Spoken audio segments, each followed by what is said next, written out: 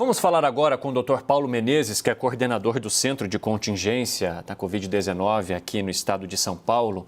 Doutor, seja muito bem-vindo, é um prazer falar com o senhor ao vivo. Os resultados da fase emergencial, eles têm sido satisfatórios e por isso vocês vão manter, as atuais restrições?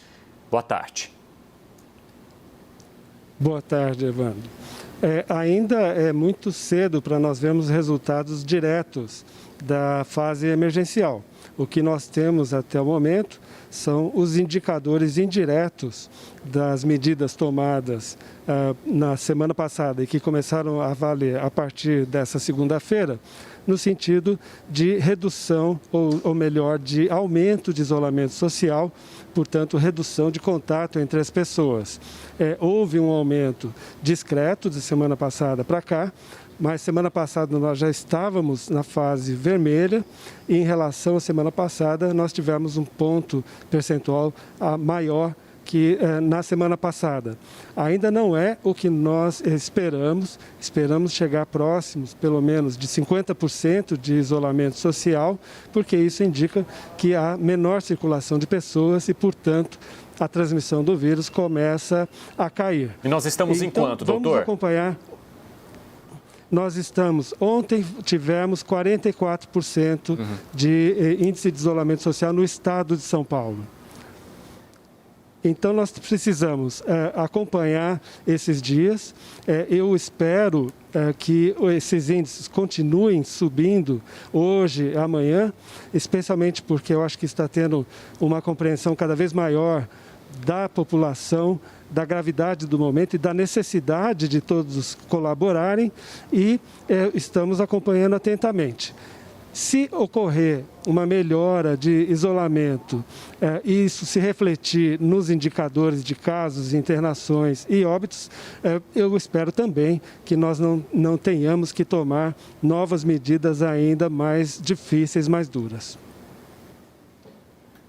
Coordenador, nós vimos ontem a notícia de que hospitais privados estavam pedindo leitos ao SUS aqui em São Paulo, porque não tinham mais nem como atender os pacientes que estão se internando. Temos prefeituras decretando lockdown também no interior de São Paulo, por não poder também mais abrir vagas, não tem leitos mais para as pessoas. E aqui em São Paulo, nossos repórteres circulando pelas ruas, falando que há muito poucos indícios de que haja esse aumento no isolamento, inclusive relatando em vários lugares que as pessoas continuam circulando normalmente, que o transporte público continua transportando pessoas muito assim de forma inadequada. Essa possibilidade de aumentar as restrições, conforme até foi sinalizado pelo governador mais cedo, ela foi aventada pelo centro de contingência? Houve algum tipo de confronto de ideias ali? Houve alguém que defendesse que não se fizesse nesse momento uma mudança para atitudes mais rigorosas no sentido de restringir ainda mais a circulação em São Paulo?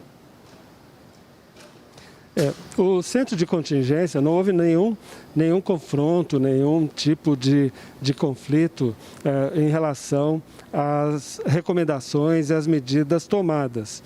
O que nós estamos observando é uma adesão progressiva às medidas que foram tomadas no final da semana passada. Eu acho que nós temos outros indicadores, hoje eu coloquei na coletiva também, como a ocupação ou o número de passageiros transportados na região metropolitana por trens, metrôs e ônibus intermunicipais, especialmente, houve um impacto já direto de redução de passageiros. E hoje nós fizemos de novo o apelo para a recomendação de escalonamento de horário dos setores de indústria, de serviços e comércio, para que os trabalhadores que têm que usar o transporte público possam usar, não todos ao mesmo tempo, mas em horários alternados. E já várias entidades representativas desses setores estão de acordo e estão adotando essa medida de escalonamento. De forma que os próximos dias são dias muito importantes para que nós possamos continuar vendo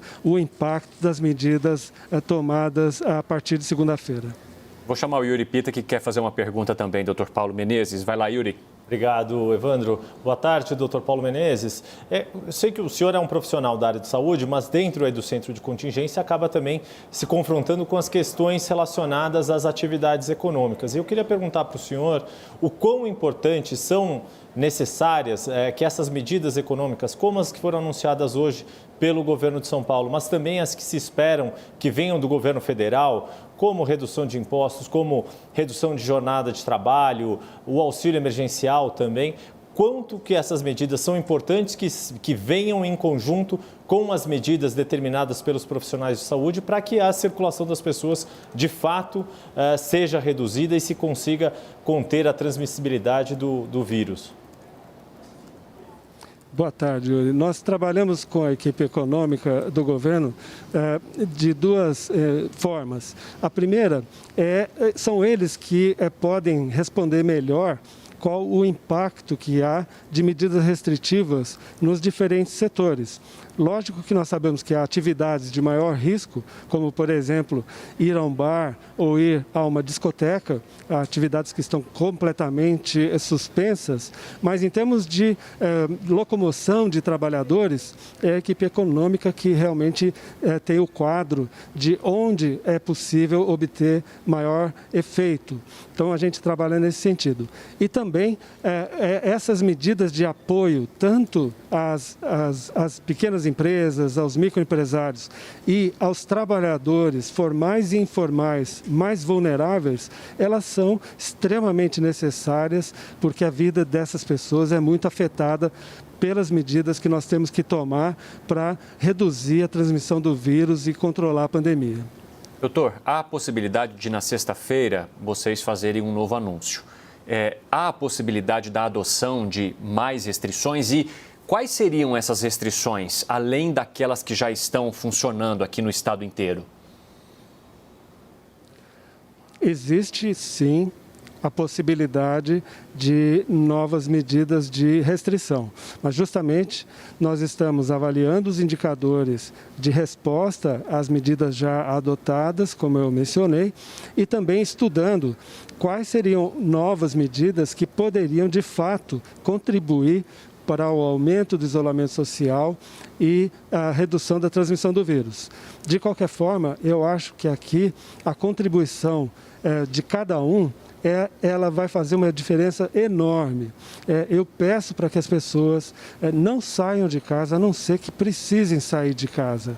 Aquilo que parece encontros inofensivos pode ser o momento em que ocorre a transmissão do vírus e ocorre a infecção em novos casos. De forma que as medidas são necessárias, mas também nós esperamos a contribuição de toda a população. Doutor, mas só para ficar claro, quais seriam essas medidas além que vocês já estudam? Assim, além do que já está sendo implantado, o que mais poderia contribuir para um isolamento? O fechamento de mais o quê, por exemplo? Nós podemos pensar em diferentes setores que estão funcionando.